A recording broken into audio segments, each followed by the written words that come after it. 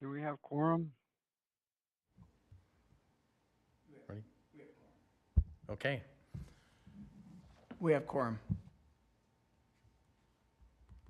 And I'd like to call to order the Village of Cottage Grove Joint Review Board meeting. It's October 3rd, about 4:31 p.m.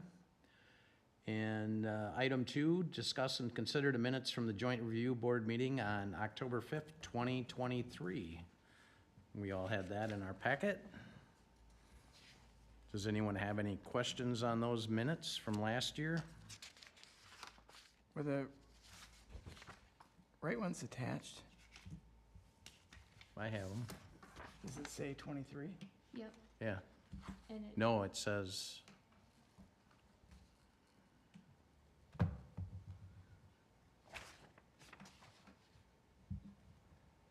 When I click the button, I got a different. let me just pull it up here. we were verifying that the correct minutes were sent out. The electronic one says October 3rd, 2023. Okay. And that should be the correct one.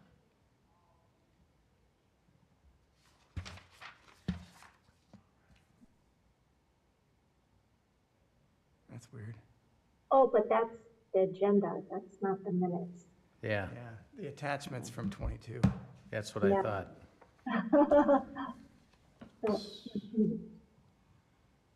So what would we want to do with that? Table to next time? Yeah, that's what I would do. Okay. So we just table it? We can just add it to the next agenda. Okay, we will add it to the next year's agenda. Item 3, we don't need any appointments. Item 4, review a cash flow analysis showing that the tax incremental district number 6 cannot repay project costs within its maximum life. In order to allow for the additional time to pay incurred project costs and consider approval by resolution, Wisconsin State Statute 66.1105, Parent 7, Parent AM 1, 2, 3, standard 3-year extension. Greg? Good afternoon. I'll go through the information for TID District number 6. This kind of pertains to 2 resolutions that are on your agenda. Just some background information. This TID District was created in 2004 as a mixed-use district. Its final year of increment collection would be 2025 without any extensions. The incremental value in this district is approximately $2,887,000. There's a fund balance of about $123,057 at the end of 2023. The village has debt service outstanding for TID 6 eligible expenses, but they've been levying some support for that for several years. Increment only supports a portion of the debt service.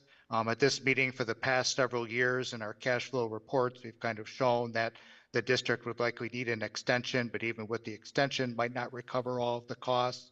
So this is something we've been talking about the past several years, but now the village is formally requesting 2 extensions, a 3-year standard extension and then a separate 3-year extension for the technical college extension for a combination of 6 years.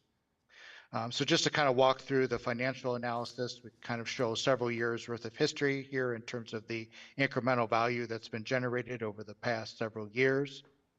If we forecast that incremental value going forward, we've kind of shown the extension so we can kind of illustrate kind of the impact. So this shows both the 3-year and the technical college extension with no increases in incremental value.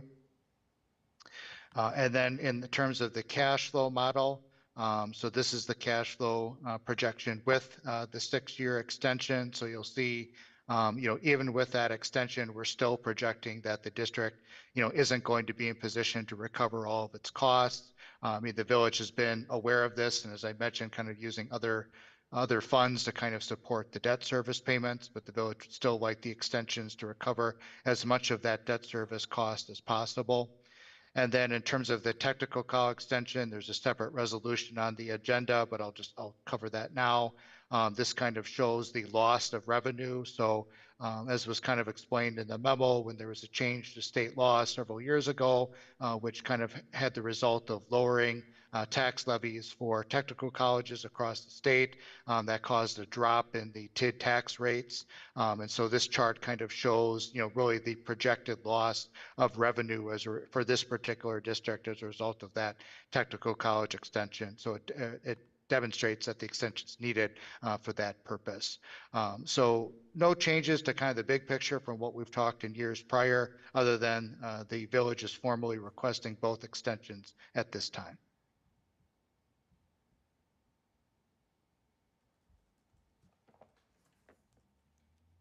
Okay.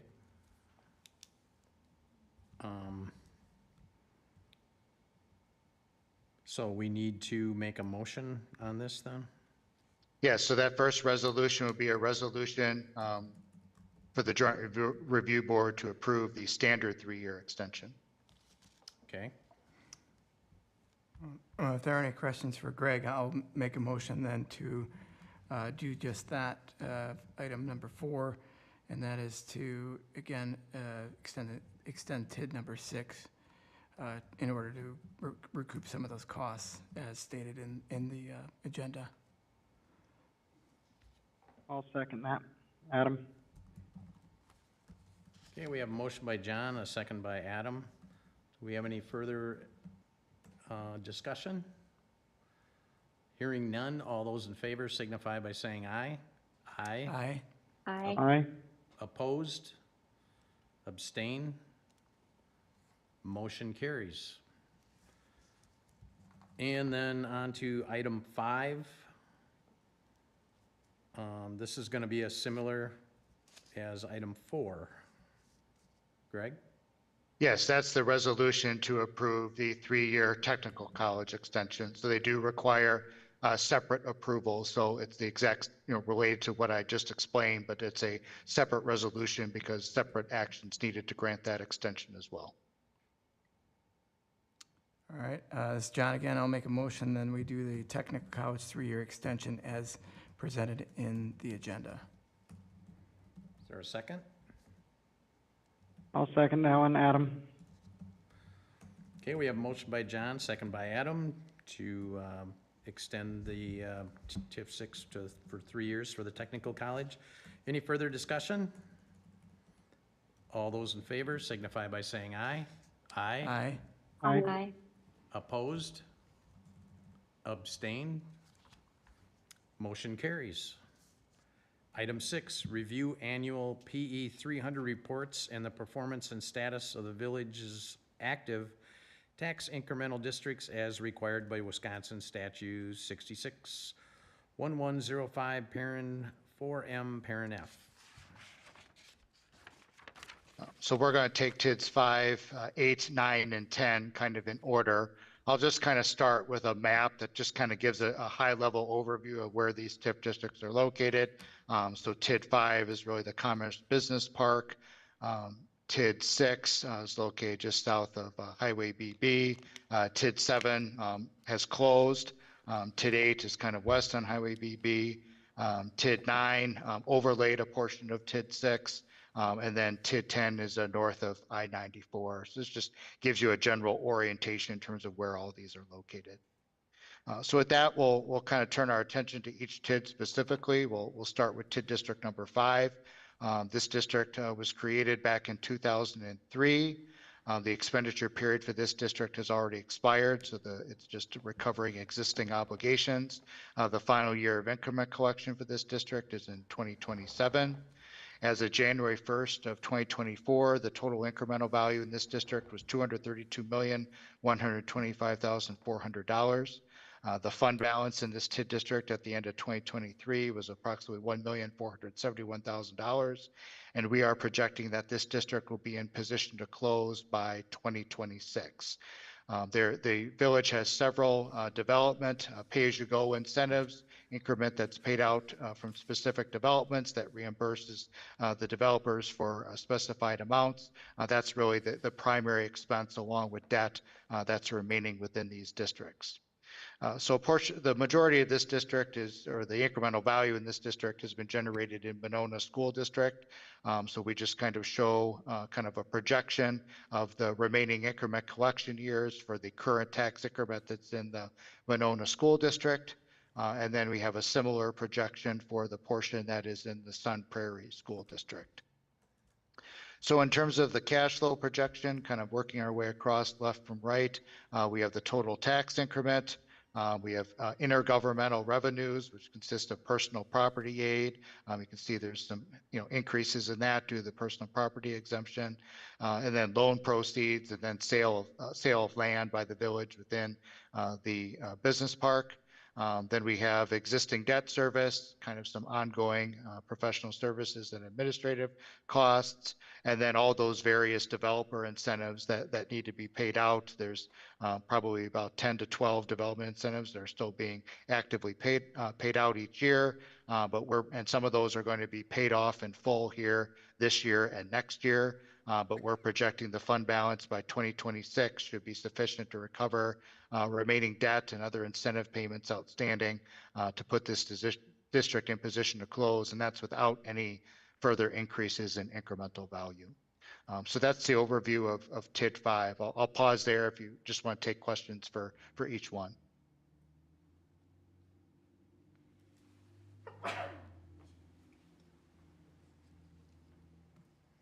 So how many years early, Greg, is it on time or will it be early? 1 year early. 1 year early? Okay. Mm-hmm.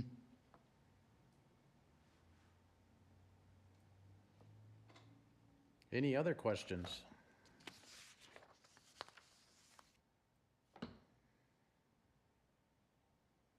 I'll move next to TID District number 8.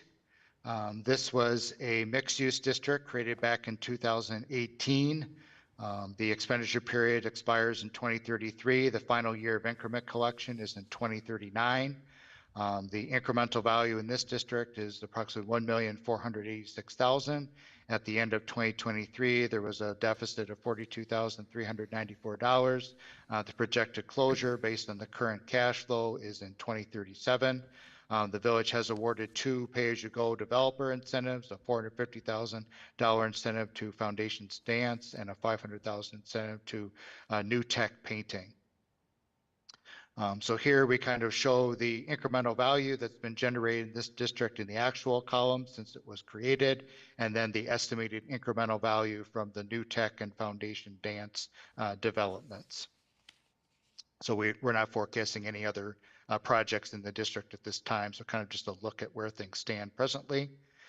So with that tax increment projection, we kind of show what the tax increment revenue will be over the remaining life of the district, projected at a little over 1.5 million. And then the cash flow projection. So we have the tax increments coming in. We have the estimated incentive payments for the pay-as-you-go development incentives for those 2 developments, some ongoing administrative and professional services costs. So just with those existing obligations committed, the projected closures in 2037. Certainly if more development comes forward or other project costs are incurred, that could change that closure date. But just based on what we know today and existing commitments, 2037 is that projected closure date.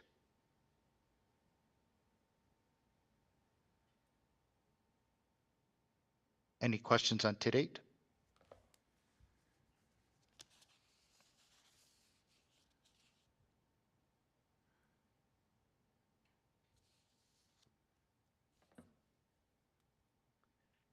Next, I'll move on to TID District number 9. This district is also a mixed-use district, also created in 2018. The incremental value as of January 1st of 2024 is $49,061,000. The fund balance at the end of 2023 was a deficit of $86,950. Based on just current kind of expenses, the district is projected to close in 2031. So same kind of chart here for kind of the history of this particular district, kind of show the actual incremental value that has been generated. Kind of removal of taxable property is just to reflect acquisitions by the village, property going to tax exempt status, so that value would kind of come off the value of the district. So we're forecasting that going forward. In terms of the projection of increment, you're again not really projecting any new development in this district, just that existing incremental value remained constant over the 20-year life of the district. That's projected to generate about 13.3 million of tax increment revenue. For the cash flow projection, we have the total increment on the far left-hand side, intergovernmental aids, and then there was debt issued in 2024 for the village to acquire some land within the district. So then we see those debt service payments that'll be repaid by TID increment, some other costs within the district going forward. So, again, there's more time for additional development, potential additional investment on the part of the village. But if just based on those existing commitments, the district would close in 2031. But if there's other needs for project costs, that could still be undertaken. But that's where the district stands presently.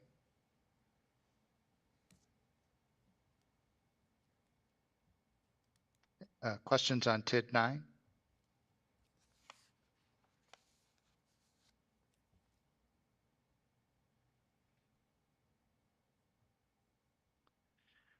Okay, finally is TID district number 10. This was also created in 2018 as the mixed use district. And the expenditure period for this district ends in 2033 and the final year of increment collection is in 2039. Based on the current cash flow projection, the projected closures in 2038, there's about just under 3.5 million of incremental value, and there's a deficit of about $32,447 at the end of 2023. So this is the TID district that has the Amazon facility proposed. So we have that's started with groundbreaking, and so we're kind of forecasting a 3-year construction window for that development. The incremental, even though the site work has started this year, we're kind of not showing vertical construction occurring until 2025 conservatively. So kind of a 3-year build out. Pretty much during the entire planning process, we've been using 245 million as kind of the estimated incremental value for that project. We think that's a conservative estimate. In terms of the increment projection for the district, so kind of the existing incremental value and then just the addition of the incremental value from Amazon. In this model, we've kind of built in an appreciation factor because we do think that valuation estimate is conservative.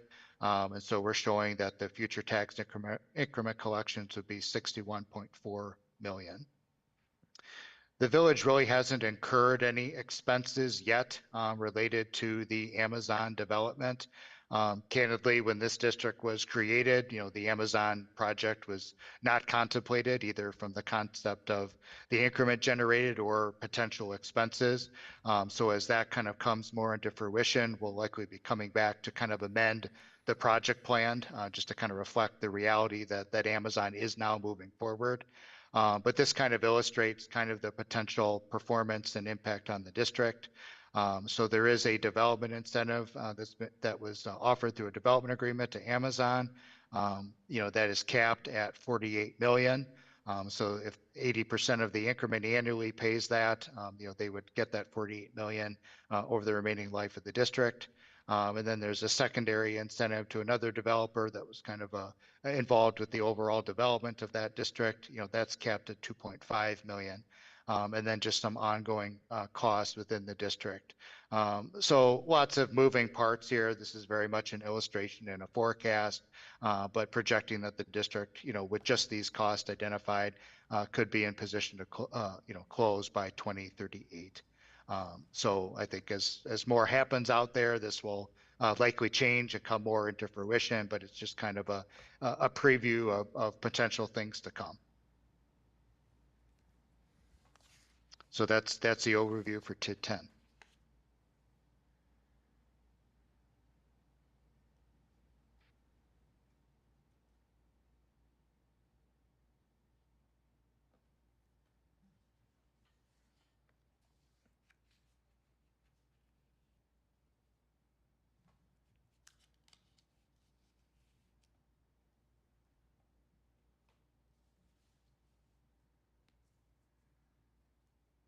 So I think that's really on number 6, that kind of took you through all the way to its 5, 6, 8, and 10. So I think if there are no other questions, and I'm happy to answer them, I think the next items are just related to the final accounting and closeout of TID district number 7.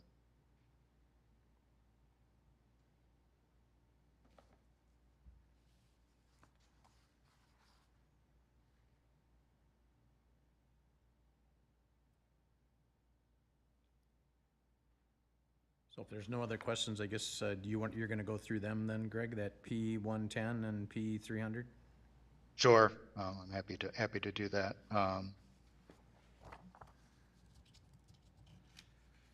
Share my screen again.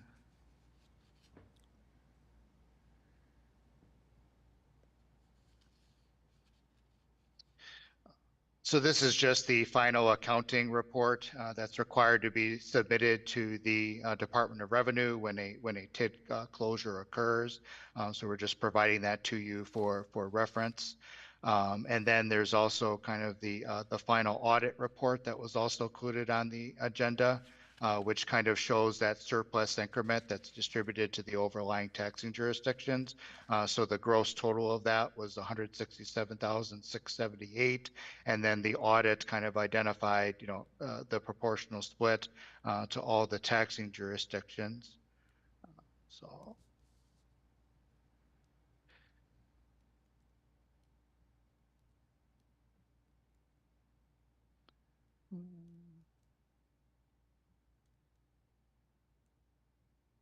Here we go. So then this kind of shows the proportional split to the various taxing entities. So that's what will be distributed or has been distributed. And then the final document on the agenda is just the PE 300 form, which just shows the last fiscal year reporting for that district. But really the audit here is really what's intended to kind of provide that closeout projection.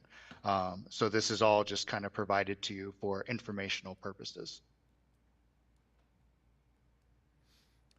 Okay, thanks, Greg. Anyone have any questions on that? Or any of the other TIDs? If not, we'll move on to item 7 and approve, there's actually 2 resolutions. Resolution acknowledging filing of annual reports in compliance with annual meeting requirement. And one of them is for the Monona Grove School District, and then the second is for the Sun Prairie School District. And John, do we do them separate or just lump them? I think you can do them together. Okay. They're on one item's agenda. Okay. See if anybody has any questions on them. It's just a resolution acknowledging that we've satisfied the annual meeting requirement.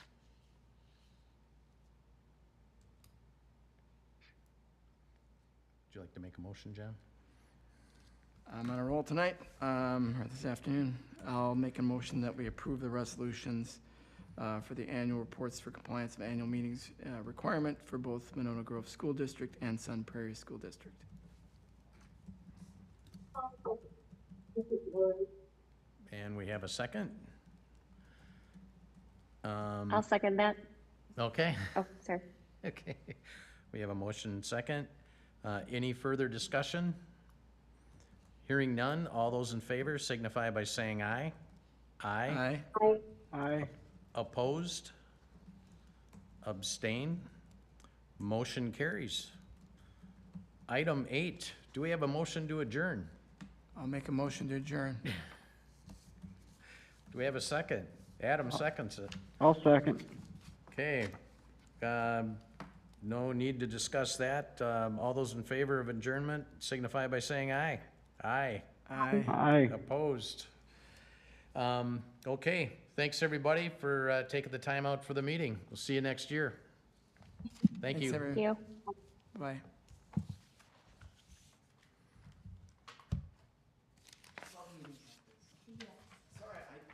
I projected an hour, and it's 55 minutes. All right, I gotta go grab one more resolution. I'll grab some signatures from you, John. Okay. I'm sorry, I printed this out, I just kind of glanced. I didn't catch it either, and what happened, it is the right minutes, it's just the dates wrong.